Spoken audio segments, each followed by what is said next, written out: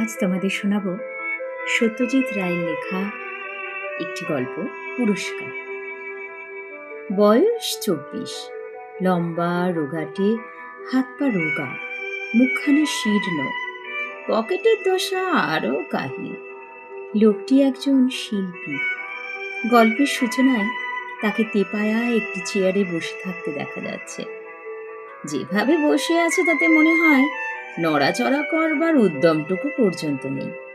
ঠোঁট থেকে খুবই বিপজ্জনকভাবে ঝুলছে একটা আধ খাওয়া সিগারেট, হাতে একখানা বই। লোকটির তাবৎ মনোযোগ মনে হচ্ছে ওই বইখানাতেই নিবদ্ধ। এই যে দৃশ্য, এর মধ্যে অস্বাভাবিক কিছু কারো চোখে পড়বে না। একটু নজর করে দেখলে অবশ্য ভিন্ন কথা। তখন যে দেখা যাবে তার কোনো ব্যাখ্যা নেই। বইখানা উল্টো করে ধরা। এইভাবে কি বই পড়া যায় নাকি? কি ব্যাখ্যা এর?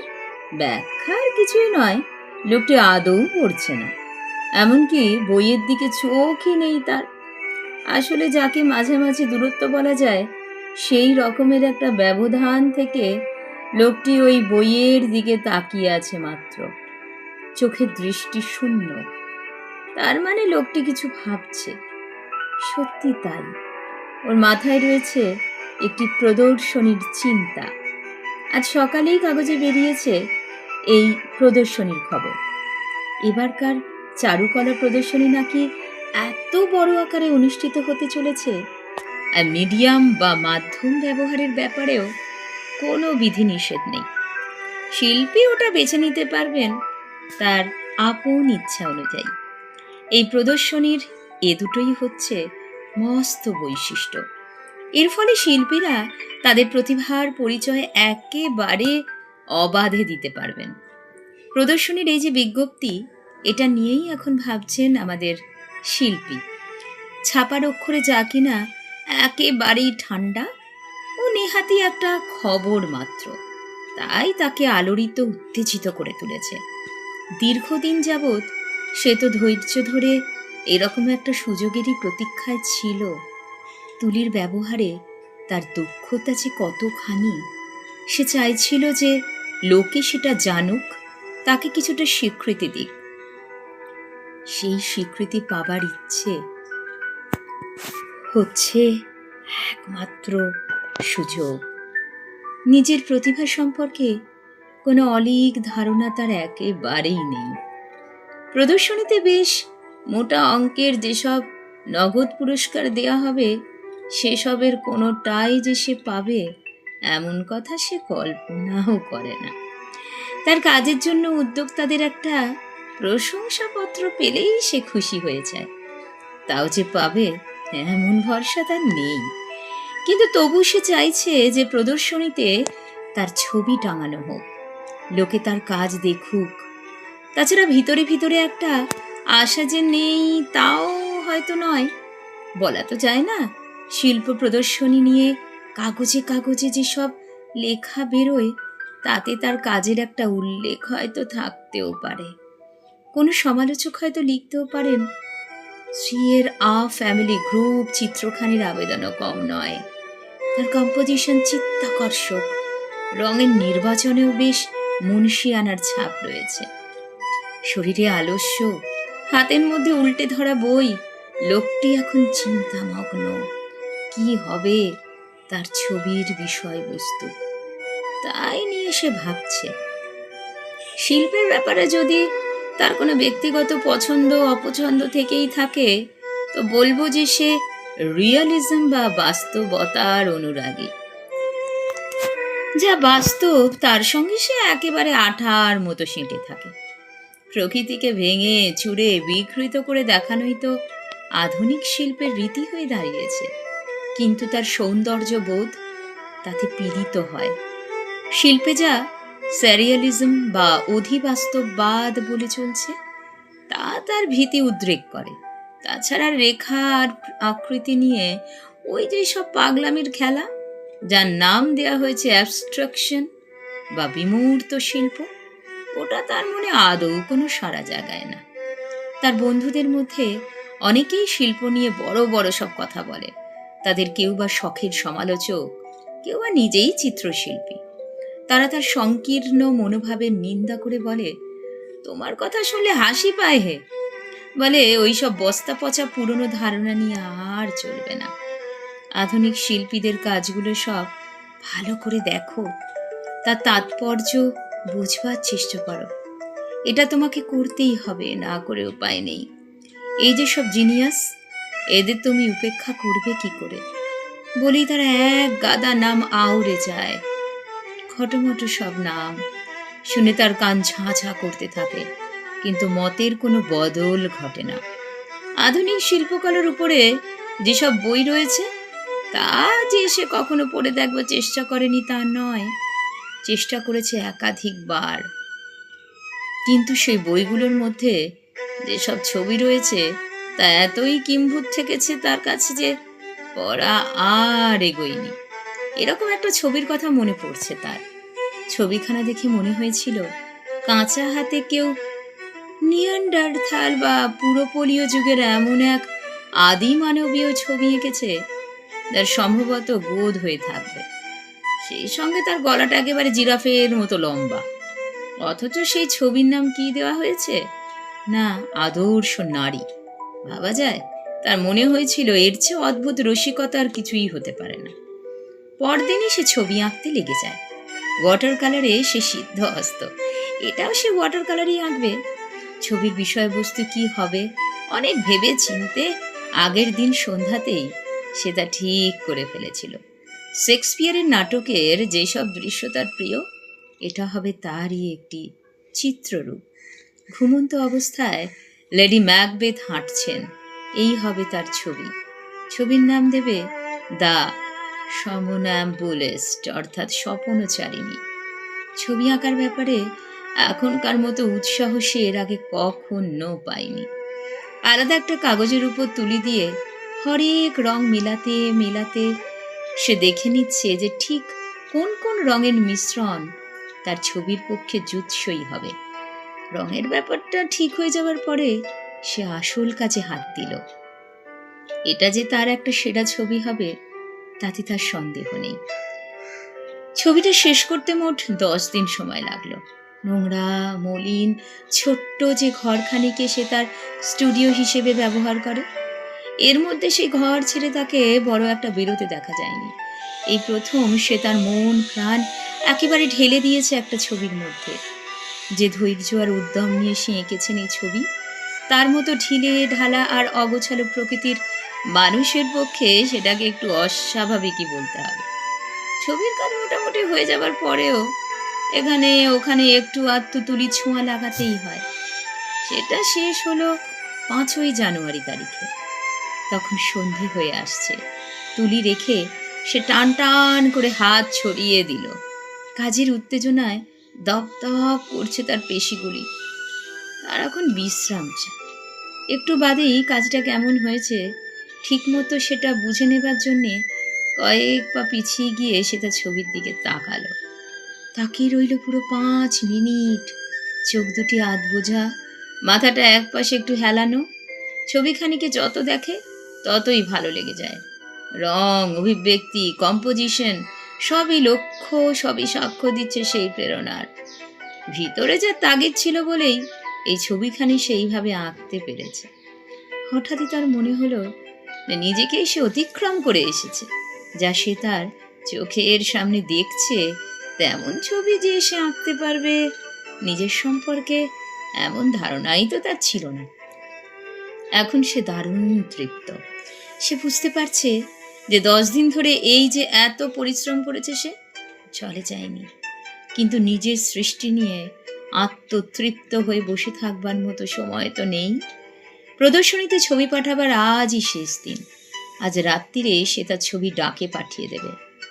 নিজের ছবিতে সে যা দেখেছে সমালোচকদেরও সেটাই দেখা চাই। আসলে তাদের দেখাটাই তো বেশি জরুরি। ইজেল থেকে ছবিখানা সে নামিয়ে রাখলো। তারপর খোঁজে লেগে গেল সুতো আর মোড়কের কাগজের। ডাকঘর থেকে সে যখন বেরিয়ে এলো, তার চোখ যখন টন টন করছে, রঘু দপ দপ করছে। যা পরিশ্রম গেল তাতে তো এমনটা হতেই পারে। পা দুটো যেন পাথরের মতন ভারী হয়ে আছে। ধীরে ধীরে পা ফেলে হাঁটতে লাগলো। শহরের যে অংশটা একটু নির্জন ফাঁকা, এখন সে সেইখানে যাবে। তার একটু একটু খোলা হাওয়ায় নিঃশ্বাস নেওয়া দরকার। সন্ধ্যার হাওয়ায় সুস্থ বোধ করলো সে। ঘণ্টাখানেক বাদে সে যখন ঘরে ফিরল, তখন তার ক্লান্তি অনেকটাই কেটে গেছে। পরদিন সকালে মনে হলো ক্লান্তির শেষ রেশটুকু আর নেই। সে এখন একেবারে টাটকা তাজা একটা মানুষ। ব্রেকফাস্ট করতে করতে কাগজ পড়ছিল সে। সেই সময়ে সোসাইটি অফ ফাইন আর্টসের ছোট্ট একটা বিজ্ঞপ্তি তার চোখে পড়ে। সোসাইটি জানাচ্ছে যে প্রদর্শনীতে এবারে প্রচুর ছবি এসেছে। এবারকার প্রদর্শনী যে দারুণ সফল হবে তাতে তাদের সন্দেহ নেই। একবার তার মনে হলো এবারে স্টুডিওটাকে একটু পরিষ্কার পরিচ্ছন্ন করা দরকার। এত জঞ্জাল জমে আছে যে সেসব সাফ না করলেই নয়। তারপরে আবার আলস্যতাকে পেয়ে বসলো। বসে বসে সে ভাবতে লাগলো উঠবে কি উঠবে না। শেষ পর্যন্ত মনে হলো সাফ সুতরোর কাজটা পরে করলেও চলবে। সেদিন সে যখন ফের তার স্টুডিওয় গিয়ে ঢুকলো, তখন সন্ধে উতরে গেছে, ঘর অন্ধকার। তারই মধ্যে হাতড়ে হাতড়ে সে সুইচ টিপে আলো জ্বাললো। স্টুডিওটা একেবারে যাচ্ছে তাই রকমের অগোছালো হয়ে আছে। এখানে ওখানে পড়ে আছে রঙের টিউব। তুলিগুলোও যে কোনটা কোনটা কোথায় ছড়িয়ে রয়েছে তার ঠিক ঠিকানা নেই। তাড়াতাড়ি কাজ করতে হয়েছে তো, তাই যেখানে যেটা রাখার কথা সেখানে সেটা রাখেনি। মেঝের উপরে ছেঁড়া ন্যাকড়া আর কাগজের ডাঁই। স্টুডিওর এই বিশৃঙ্খল অবস্থা দেখতে দেখতেই হঠাৎ একখানা কাগজের উপরে চোখ পড়ল তার। ইজেলের ঠিক নিচেই কাগজখানা পড়ে আছে।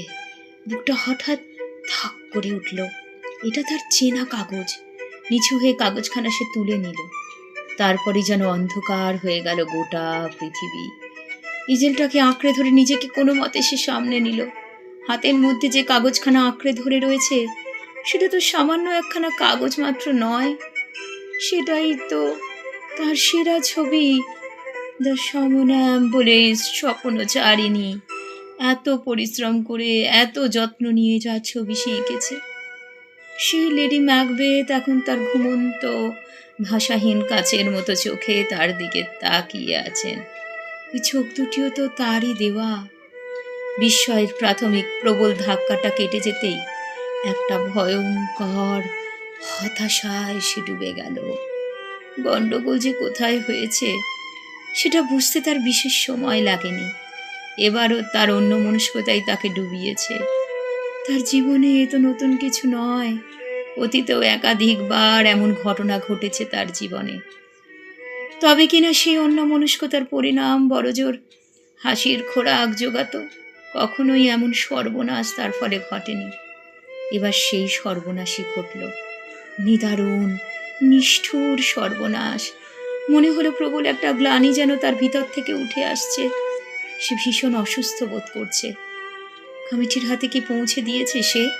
পার্সেল খুলে একখানা কাগজ আর সেই সঙ্গে শিল্পীয় ছবির নাম ছাড়া তো আর কিছুই তারা পায়নি। ছবির বদলে স্রেফ একখানা কাগজ পেয়ে নিশ্চয়ই হেসে খুন হচ্ছে। ভাগ্যের নিষ্ঠুর পরিহাস ছাড়া আর কি বা একে বলা যায়। দাঁতে দাঁত ঘষে নিরুপায় আক্রোশে সে নিজেকে আর তার ভাগ্যকে বারবার ধিক্কার দিতে লাগলো। ছবিখানাকে কুচি কুচি করে ছিঁড়ে ফেলল সে। ছেঁড়া টুকরোগুলোকে নিক্ষেপ করলো বাজে কাগজের ঝুড়ির মধ্যে। পরের সপ্তাহে সে প্রাণপণ চেষ্টা করতে লাগলো এই বিপর্যয়ের কথা ভুলে যেতে।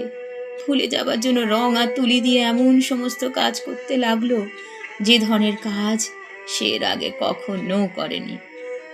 আসলে এ তো আর কিছুই নয়, নিজেকে ভুলিয়ে রাখার চেষ্টা। সে যখন এই চেষ্টা চালিয়ে যাচ্ছে আর বিপর্যয়ের ব্যাপারটা সত্যি ভুলতে বসেছে, ঠিক তখনই 15ই জানুয়ারির অর্থাৎ প্রদর্শনীর যে দিন উদ্বোধন হবে সেই দিনটিরই সকালে একখানা চিঠি তার কাছে এসে পৌঁছলো। সে তার ব্রেকফাস্ট সেরে নিচ্ছে। এই সময় চিঠিখানা সে হাতে পায়। নীল রঙের লম্বাটে খাম, তার উপরে পরিচ্ছন্ন প্রতীক। কারা এই চিঠি পাঠিয়েছে তা ওই প্রতীক দেখেই বোঝা যায়। চিঠি পাঠিয়েছে সোসাইটি অফ ফাইন আর্টস। খাম খুলে চিঠি বার করবার আগে এক মুহূর্ত সে ভাবল যে চিঠিতে কি থাকতে পারে। তার মনে হলো রহস্যজনক পার্সেলটি সম্পর্কে সোসাইটি নিশ্চয়ই কিছু জানতে চাইছে। সম্ভবত এটা নিয়ম রক্ষার ব্যাপার মাত্র। সোসাইটি যা হামেশা করে থাকে। স্থিরভাবে খামের মধ্যে আঙুল চালিয়ে চিঠিখানা সে বার করে আনল। চিঠির সূচনা এরকম: প্রিয় মহাশয়, আমরা আপনাকে সানন্দ অভিনন্দন জানাই। কিন্তু অবিশ্বাস্য ব্যাপার, নিজের চোখকে সে বিশ্বাস করতে পারছিল না। সংক্ষেপে আধা আনুষ্ঠানিক ভাষায় সোসাইটি তাকে জানাচ্ছে যে তার ছবি দ্য সামানুম্বুলিস্ট এবার একটি প্রথম পুরস্কার পেয়েছে। চিঠির উপসংহারে রয়েছে স্বনির্বন্ধ অনুরোধ। প্রদর্শনীর উদ্বোধন দিবসের অনুষ্ঠানে তার উপস্থিত থাকা চাই। তার মাথা ঘুরছিল, ব্যাপারটার মাথা মুন্ডু সে কিছুই বুঝে উঠতে পারছিল না। খুশি হবে কি সে বিভ্রান্ত বোধ করছিল। প্রাথমিক উত্তেজনা কেটে যাবার পর সে বুঝতে পারল যে কোথাও কিছু একটা গণ্ডগোল ঘটেছে। নয়তো এমন হয় না, এমন হতে পারে না। আধ ঘন্টা বাদে সে যখন টাউন হলে গিয়ে পৌঁছল, নিরুদ্ধ উত্তেজনায় তখন তার দম প্রায় বন্ধ হয়ে এসেছে। টাউন হলের মস্ত ফটক সর্বসাধারণের জন্য খুলে দেওয়া হয়েছে। প্রদর্শনী দেখবার জন্য লোক আসছে লাইন বেঁধে। অকারণে দরজা আটকে দাঁড়িয়ে আছে দুই বিপুলকায় শিল্প বোদ্ধা। তাদের ঠেলে ঠুলে কোনো রকমে সে ভিতরে গিয়ে ঢুকল। প্রদর্শনী দোতলায়, সিঁড়িতে চমৎকার গালছে পাতা। তার উপর দিয়ে একবারে 3 ধাপ করে সিঁড়ি টপকে সে দোতলায় গিয়ে পৌঁছল। যে হলে প্রদর্শনী, রঙের বাহারে সেটা ঝলমল করছে। চার দেওয়াল জুড়ে নানা আকারের অসংখ্য ছবি। তার মধ্যে যেমন আছে ছোট্ট ছোট্ট সব মিনিয়েচার, তেমন আছে বিশাল সব ক্যানভাস। উত্তেজনায় তার বুকের মধ্যে ধক করছে। ঘুরে ঘুরে সে ছবি দেখতে লাগলো। যেসব ছবি পুরস্কার পেয়েছে তার প্রতিটির তলায় পরিচ্ছন্ন একটি লেবেল আঁটা, তাতে শিল্পী আর ছবির নাম। খুঁটিয়ে খুঁটিয়ে সে লেবেলগুলো দেখে যাচ্ছে। উত্তর, পূব আর দক্ষিণের দেওয়াল শেষ করতে তার পুরো একটি ঘন্টা লেগেছে। ল্যান্ডস্কেপ, ফিগার, স্টিল লাইফ, নানা মাধ্যমে করা স্কেচ, কোনোটাই সে বাদ দেয়নি। এ যেন তার দৃষ্টিশক্তির অগ্নি পরীক্ষা। চোখ লাল, ব্যথাও করছে, কিন্তু তা হোক, রহস্যের সমাধান না করে সে ছাড়বে না। সে যখন পশ্চিমের দেয়ালে গিয়ে দাঁড়ালো, তখন তার উৎসাহ অবশ্য অনেকটাই ঝিমিয়ে গেছে। কিন্তু সেখানে গিয়ে যা দেখলো, তাতে তার উৎসাহ যেটুকু যা বা অবশিষ্ট ছিল তাও তার আর রইল না। দেয়াল জুড়ে ঝুলছে ভয়াবহ দুঃস্বপ্নের মতো সব ছবি, যার নাম কিনা অ্যাবস্ট্রাকশন বা বিমূর্ত শিল্প। প্রথম ছবিটাই প্রথম পুরস্কার পেয়েছে। নেহাতি অনিচ্ছায়, প্রায় যন্ত্রের মতন সে ছবিখানা লেবেলের উপর চোখ রাখল। নামটা চেনা চেনা মনে হলো। আরে, এ তো তারই নাম। আর ছবির নাম, ওটাও তার চেনা, দ্য সামনাম্বুলিস্ট। কিন্তু এটা কিসের ছবি? তুলি দিয়ে এই যে রং বেরঙের ছোপ লাগানো হয়েছে, এরই বা অর্থ কি? এরকম কিছু তো সে কোশমিনকালেও আঁকেনি। একেবারে বিদ্যুৎ চমকের মতো ব্যাপারটা সে বুঝে গেল। ছবি নয়, এটা সেই কাগজখানা। ছবিতে যে যে রং ব্যবহার করবে তার মিশেল ঠিক করবার আগে এরই উপরে সে তার তুলি দিয়ে হরেক রঙের ছোপ লাগিয়েছিল। গল্প আজকের মতন এখানেই শেষ করছি। আবার ফিরে আসবো অন্য কোনো গল্প নিয়ে।